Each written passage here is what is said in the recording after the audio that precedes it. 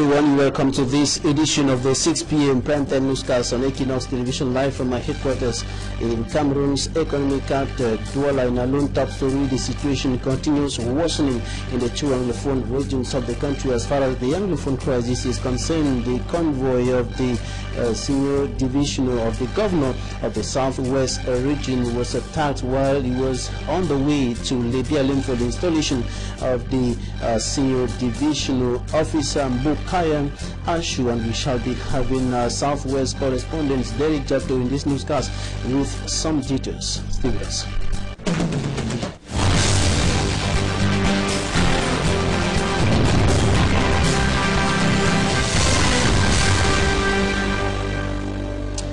Thanks for joining me in this edition of the 6 p.m. primetime newscast on Equinox Television. I told you that the situation is worsening on the ground in the northwest and southwest regions of the country. As far as the Anglophone crisis is concerned, more confrontations are recorded on daily basis, practically on daily basis, between armed civilians and security and defense forces, particularly in the southwest region of the country. Today, there was a serious gun battle between armed civilians and security and defense forces while the governor of the southwest region, Benau Kalebilai, was on the way to Lebialem for the installation of the senior division officer Mbukaya Ashu. And southwest correspondent Derek Jato will be giving us some details of that story in a short while. And before that, we take this story on effort by the United States and France to assist Cameroon in building up the capacity of elements of the civil engineering, the military engineering unit of the National Armed Forces in the fight against improvised explosive devices. We have details in this report on the completion of a training exercise that lasted for 7 weeks here in the economic capital, Douala.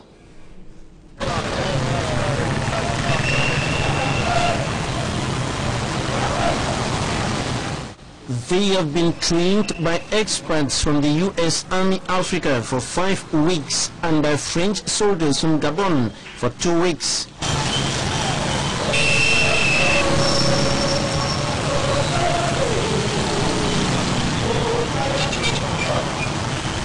During the 7-week training at the Military Engineering Unit base in Cameroon's economic capital, Douala, these officers of the Military Engineering Unit were equipped with higher technical know-how in the fight against improvised explosive devices.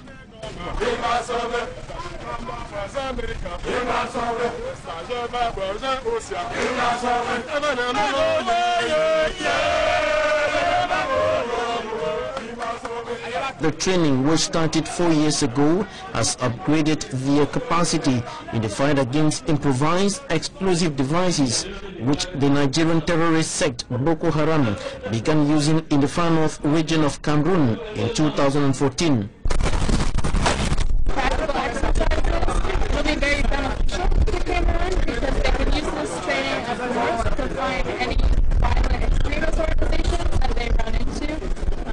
They can attack any threat that comes in within their country that has to do with IEDs. I'm called Sejam Ogwendum Elvis. As people can see, I'm from the Presidential Guard. We were well trained in a such way that we can know how to intervene in some improvised explosive devices. We are prepared or fit to fight against any improvised devices that is being placed anywhere. We can detect them, define them, and we treat them. We even destroy them. All of them, 25, successfully went through the training, but one could not receive his end of course attestation at the end of course ceremony because of ill health. I told you in the headlines that the situation has continued worsening on the ground in the two Anglophone regions of the country, with more and more confrontations between armed civilians and security and defense forces being recorded, particularly in the southwest region of the country. And earlier today, there was a serious gun battle between armed civilians and forces of security and defense as the governor of the southwest region was heading to Lebialem for the installation of the Senior Divisional Officer Mbukaya Ashu. Our Southwest correspondent Derek Jato is on the line. Hello, Derek. We are heading back from the DLM, and before getting to the DLM division, the convoy of the Southwest governor went under attack.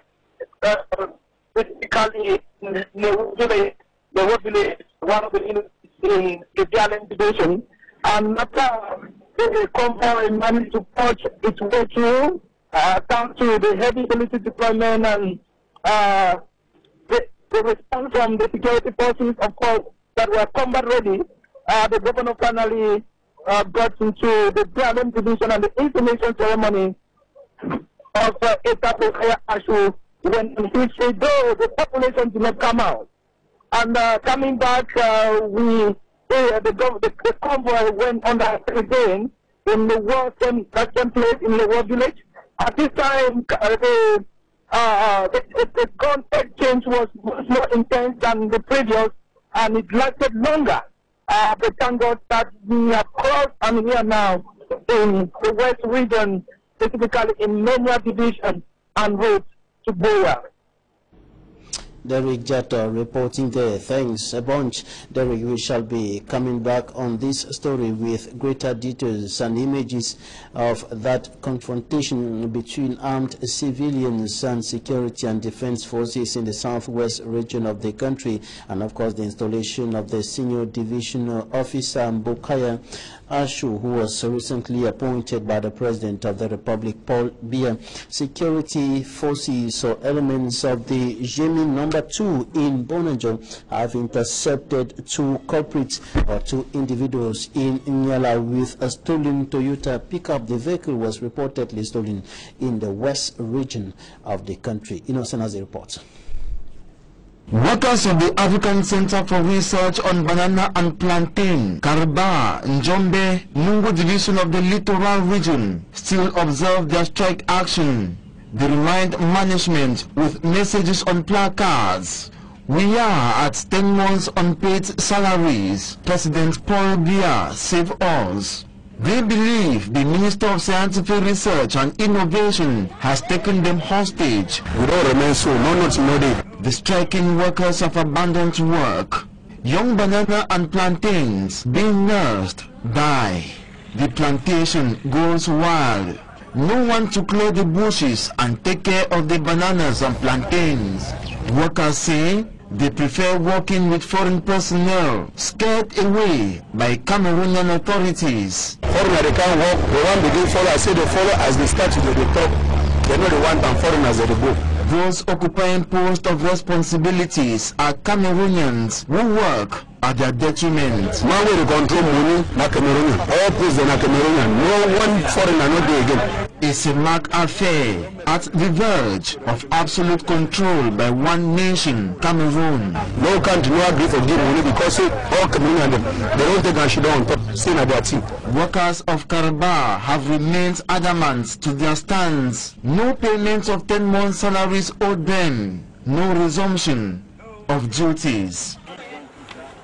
That was Innocent as a reporting day rather on the strike action of workers at the Center for Research on Banana and Plantains in the Mungo Division, Littoral Region of the Republic of Cameroon. Now we come back on this story on a stolen vehicle that was caught by elements of JEMI No. 2 in Bonanjo here in the economic capital, Douala. The two individuals who were in possession of that vehicle were intercepted in Nyala, and the Toyota pickup vehicle was stolen last Thursday in Bafusam in the west region of the country. Innocent as once more has the details.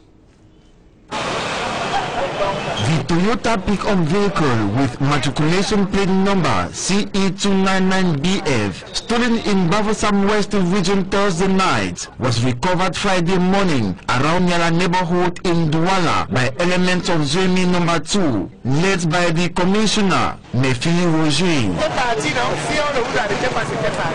The two hoodlums were apprehended grace to a global positioning system installed in the car. By the time of their arrest, they were in possession of plate numbers of another car, its driving license and fuel cards. They were also in possession of keys of several vehicles, but the culprits claim they picked them in a vehicle. An annoying justification to the Génie commander. This other says he was invited by his partner in crime. He swears to abstain from such crimes. To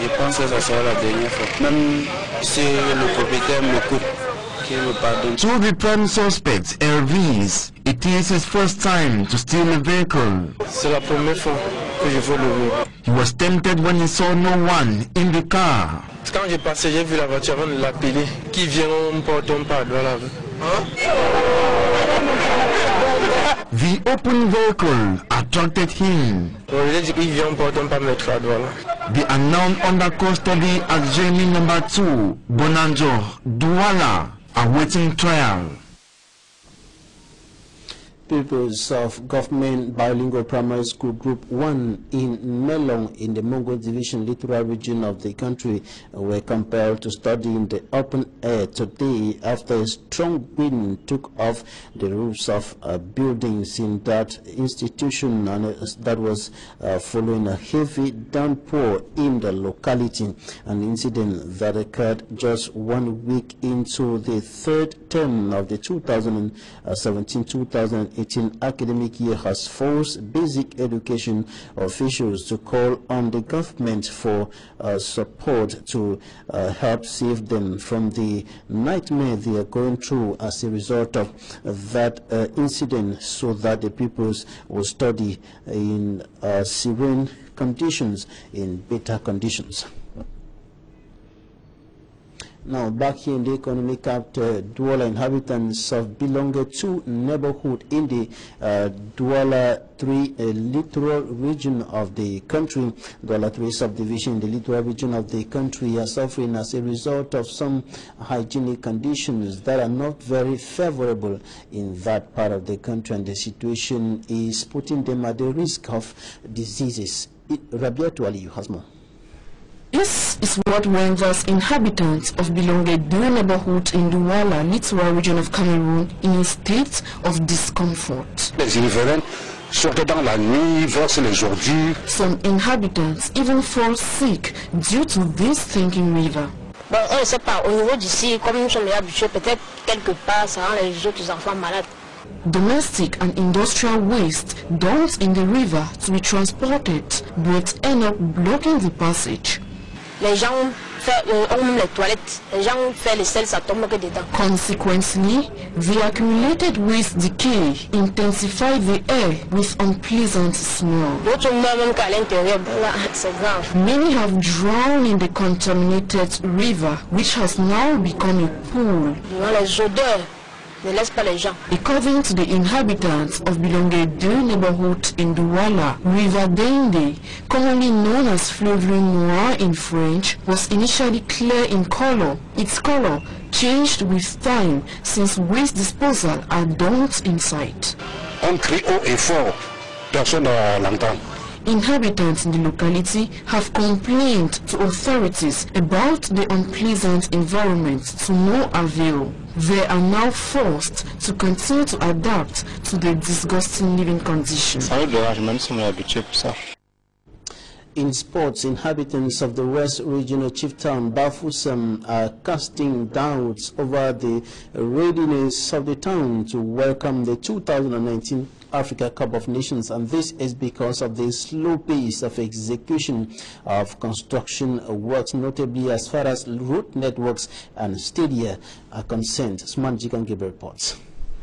Right for Cameroon to host the 2019 AFCON with a group to be lodged in Bafoussam still remains a dream to many inhabitants of the West region of Cameroon. The nature of the town and the rate at which construction works are being executed doesn't reassure the many Bafoussam inhabitants who are doubting if they will be ready.